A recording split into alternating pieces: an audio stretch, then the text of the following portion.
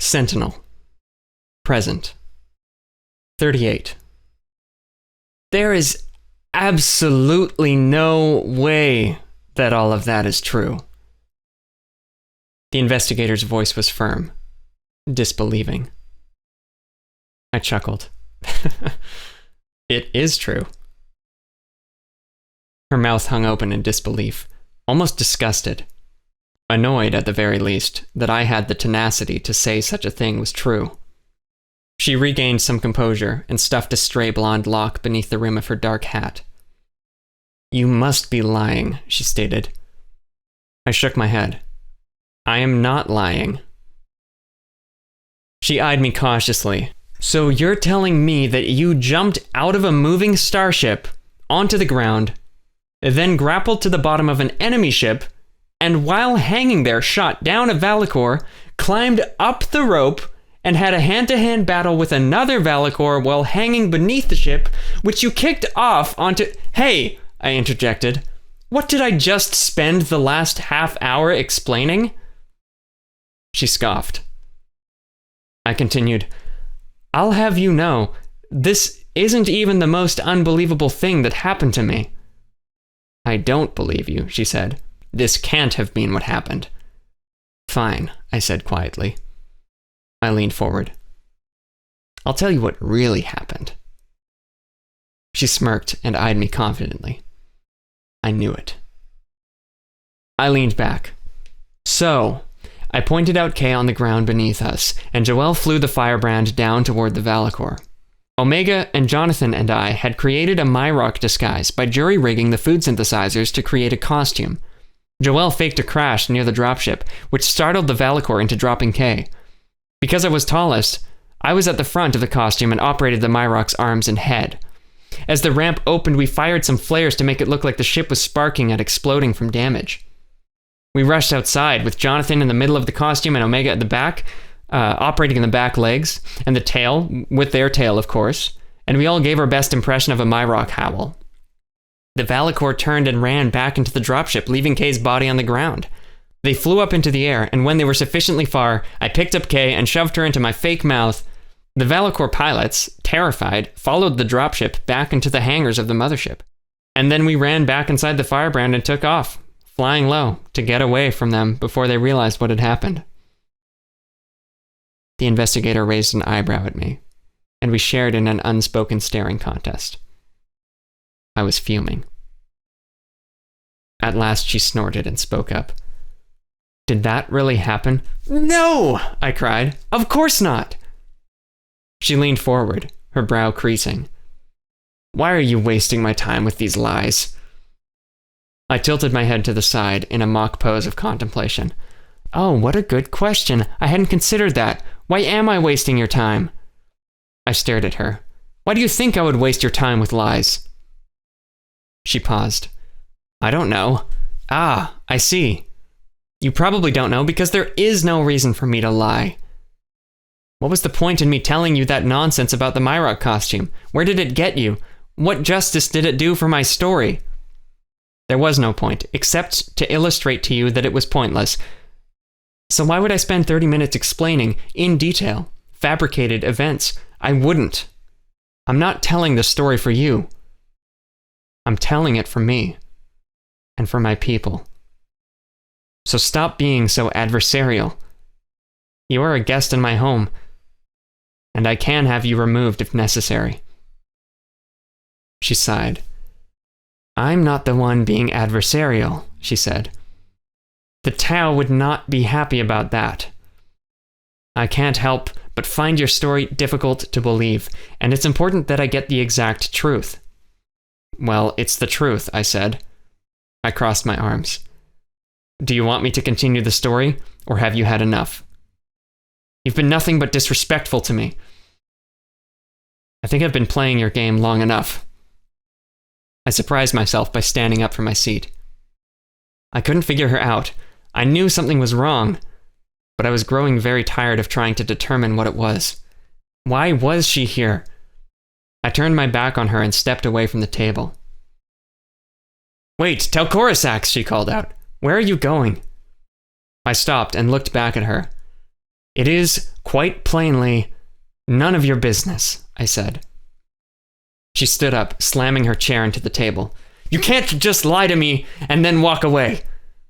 You're under investigation by order of the Tau Authority under suspicion of association with the Brotherhood.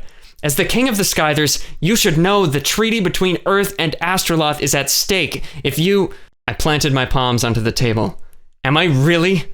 Is that really why you're here? I shouted. She fired right back. You know that's why I'm here. I already told you. My ears twitched, straining to detect the smallest waver in her voice. You've been pretty contradictory so far, I said. All I'm saying is, between the two of us, we both know that you lied, one way or another, about your mission. I'm not the liar here. She shut her eyes. Sunlight poured in from the windows. Fine, she conceded. I misled you. I was ordered to do so. Right, I said. Maybe we should take a lunch break, she said calmly, as though neither of us had just been shouting. That's an excellent idea, I said. We can reconvene in a few hours, if you really want to. All right, she said. I inhaled through my nose and stepped toward the door. Then her voice broke into my thoughts. Her tone was chilling. Enjoy your artisanal dishes, Osax. My ears twitched. I whirled around. My voice was cold. Don't call me Osax. I left the room with the image of her sly smirk stamped on my mind.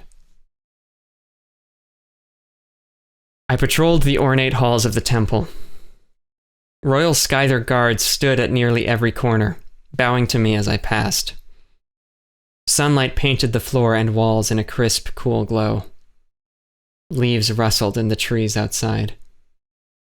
I stepped out onto a balcony and watched the bustling city below. Despite the sunshine, the air was cold. The presence of the Tau ships in the sky above me felt suffocating. Could she really be telling the truth? White clouds gently drifted along the horizon. It was so picturesque. A bright, sunny day with humans and Skythers mingling together. Flocks of birds soaring overhead, beneath the starships which hovered above. Skyther and Tau military officials teaming up and sharing resources. And the investigator and I hiding away each day, prying at each other's brains. I furrowed my brows. My fists clenched on the railing. My eyes landed on the market district way off in the distance.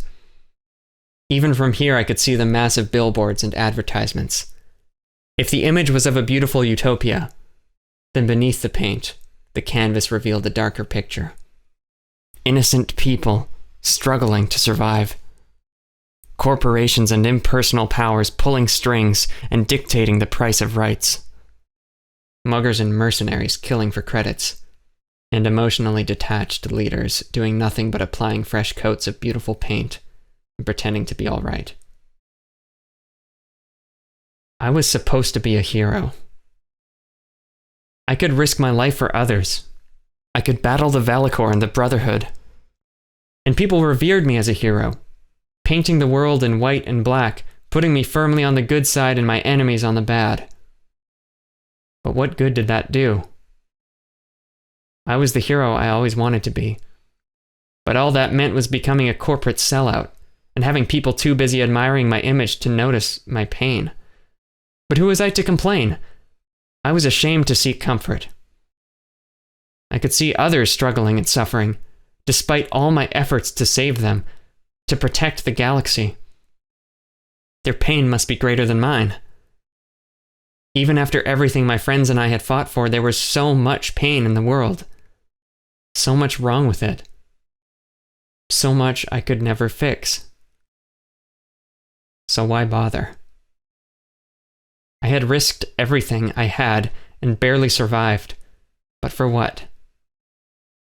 The galaxy would always be in danger. And we would all lose everything eventually. I felt like I needed someone to talk to. I opened my hologauntlet and scanned my contacts. there was only one I thought might pick up. I called Fiona. I took a few deep breaths, listening to the dial tone. Hello. Hey, I'm not available to take your call right now. I shut my eyes and dug my hands into the railing. Her voice continued.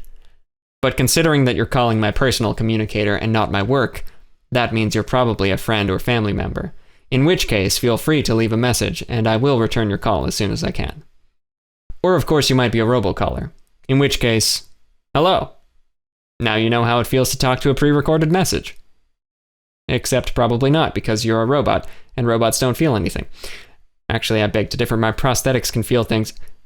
But I digress. I've never been good at recording these answering machine things. This is probably going on too long. So, anyway, if you're a friend or family member, feel free to leave a message after the beep. If you are in fact Reinhard Taylor, then feel free not to leave a message. I told you not to call me. Thank you. A few seconds after she stopped talking, I heard a faint mumble, which was cut off by a beep. I began. Hi, Fiona. It's me. Osax. I trailed off. I wasn't really calling for any particular reason. Just dealing with some weird stuff.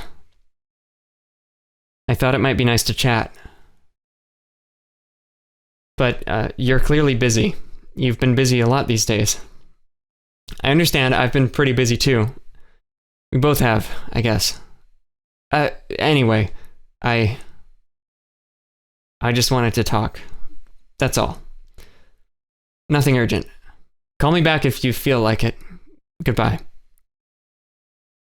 I hung up and put my head in my hands. A good while later, we were seated again, her with a coffee mug and I with a glass of soda. I was annoyed at the interruption, apparently more annoyed than I thought I would have been. I was eager to get back to the story, but I was genuinely angry with the investigator. I tried to relax, but it was challenging. No more interruptions, I stated. No more accusations. If you want the story, then you have to cooperate. She shot me a glance, severely annoyed. I have only the utmost respect for you, King Osax. But you're treating me very poorly. I shook my head in disbelief. You must be more self-aware than that. Each time we speak, our interactions become more uncomfortable. And I'm going to wager that I'm not entirely to blame for that. But you are partially to blame, she said. Her lips twitched into a wicked smile. Fine. I won't interrupt. And you won't lie. That seems fair, right? I sighed. The way she was staring at me was incredibly uncomfortable. But even so, my plan was working. The further along I got into the story, and the more impatient I became, so too did she become impatient. And her impatience revealed more cracks in her mask. She was not my ally, that much I was certain of now. But I would only know exactly how and why she wasn't if I finished the story and got to the details she was looking for. I would have to watch her with extreme scrutiny to figure her out. The only trouble is, her plan was working too. Whatever she wanted to do with this knowledge, she wanted me to keep talking. Our eyes met, and we both knew. Someone was going to spring a trap before the end. How, when, and what kind of trap I didn't know. But a fire burned in my eyes. Maybe the world was a mess. Maybe it was futile to try to help it. But all that mattered to me now was solving this last puzzle. The puzzle of the investigator. I had given up on finding happiness. Despair was more comfortable. But this challenge, this dark deceit, made me feel alive. And I was going to hold on to that, even if everything else had slipped from my grasp. Her mask was cracking. I was determined to see what it revealed. I lifted my ears in a feigned smile. That seems fair.